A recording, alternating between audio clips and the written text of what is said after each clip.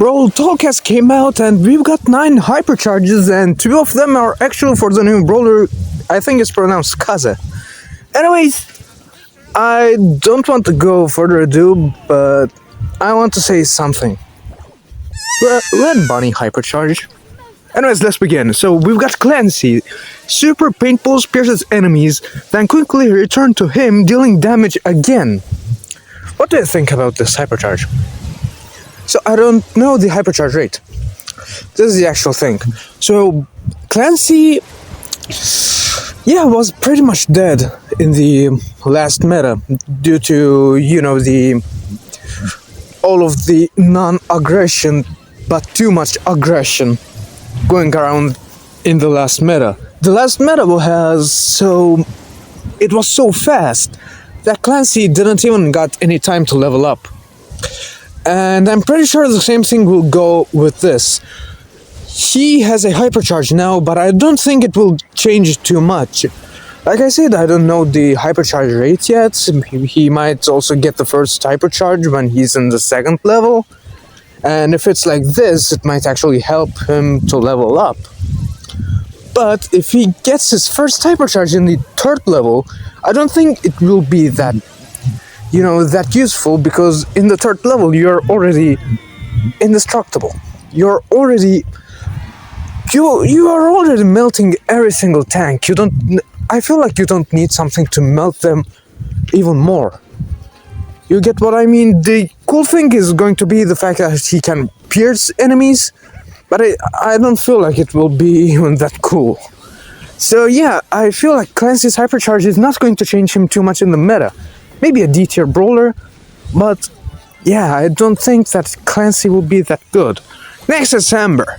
Amber's super area is increased and the oil keeps burning for 3 seconds after being lit on fire.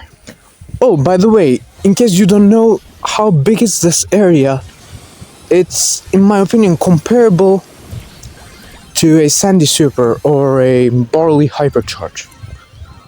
What do I think about this hypercharge? It's not that bad. It's going to be really useful, in my opinion, in Gem Grab, for example. You will have an incredible mid control thanks to this hypercharge. If you're almost getting defeated, you can let this hypercharge fire up, the hypercharge all up, and it will continue to burn on the spot, letting your enemies not being able to go towards the gem that are in the center, and giving your allies to revive and go to the center for controlling the area again. So I feel like this is going to be pretty much underrated, but it's going to be the same thing as Clancy. I don't know the hypercharge rate, plus I'm not a good Amber. I have her at level 11 because she's very versatile and I won multiple times with her when the enemy was, I don't know, Tara for example, or Charlie, but yeah, it's pretty good in my opinion. Oh, by the way, I'm not a pro player, I'm a casual player, so these are my opinions, but I don't know if I'm going to predict them correctly or not. Next is Willow. Willow can take damage while mind controlling an enemy brawler. What do you think about this? If you're a showdown player, this is going to be useless for you.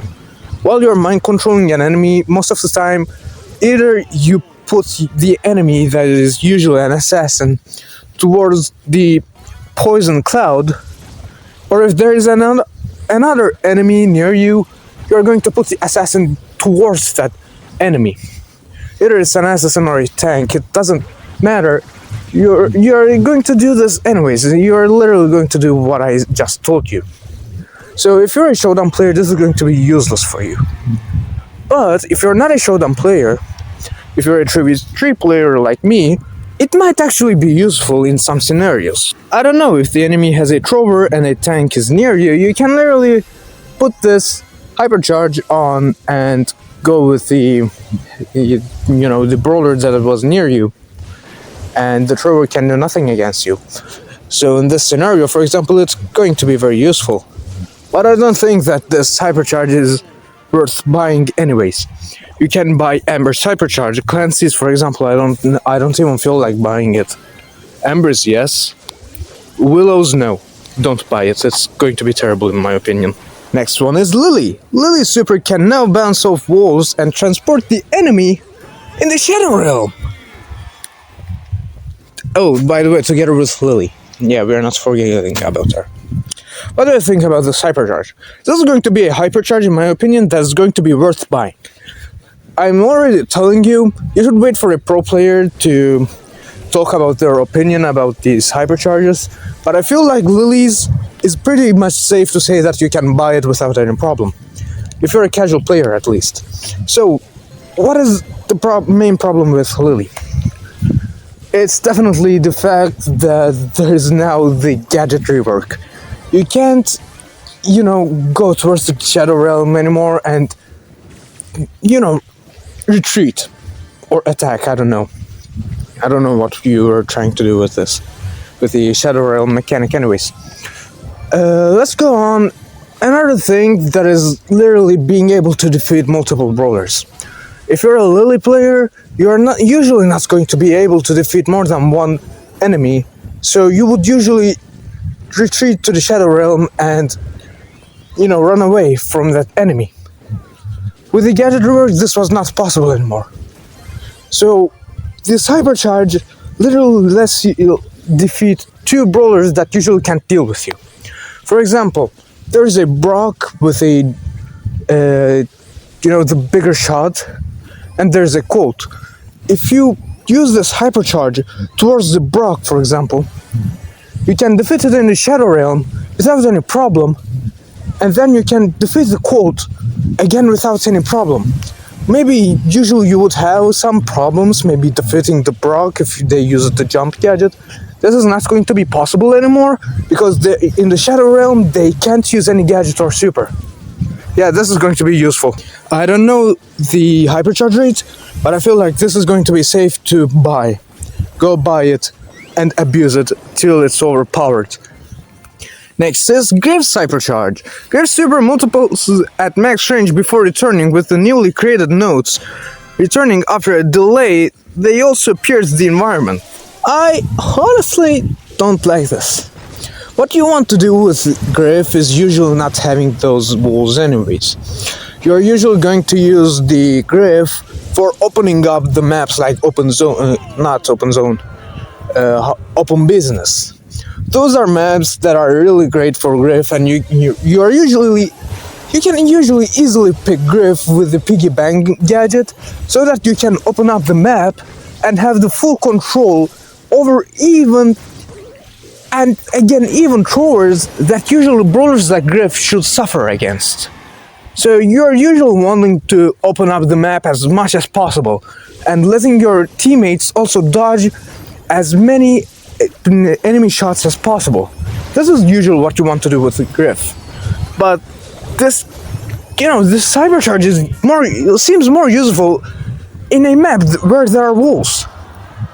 You don't want to have walls with Griff. This is what I want to say. I don't like the hypercharge. I don't like this at all. I would have preferred if the common idea of now Griff's hypercharge super destroys walls. It sounds kind of boring, but I don't care. I feel like Griff is not that brawler that should be fun to play with. It should be more competitive than fun to play with. Pretty much like what Meg was before she had her second rework. Why? Why, Supercell? Why did you even transform a Meg into a boring brawler? Next is Gus. Gus' spooky pop drop spirits in all directions that deal damage to enemies and heal teammates. What do you think? It's pretty cool. It's not that good, but it's pretty cool as a concept. I like it. So, how can you use it? It's pretty much a stat boost. For the shield, I mean. You can also heal your allies and deal damage to enemies, so it's going to be very useful in case you want to give it to an assassin that has low health in that moment, or towards a tank. But yeah, I don't see any other usage of it. You're going to use your Gus super as normal, and nothing will ever change. Now, I want you guys to imagine a scenario where you have a Tara teammate that pulls up the enemies towards the center of her super. It's pretty like a normal thing that Tara would do. Now, imagine being the Kenji with a super and using your super at the center of Tara's black hole, plus also a status.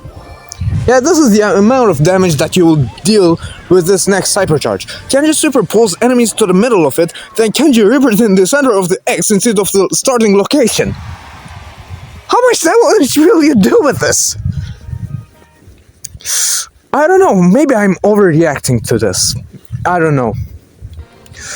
I don't feel like I'm overreacting to it, but this is the same thing as Lily's hypercharge and Amber's.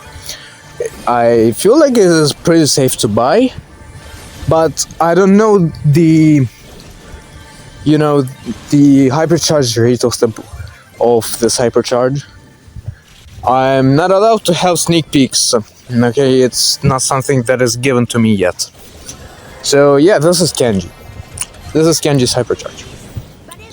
Is it going to break the game? No, I don't think so. Kenji will still be the same, but with more damage.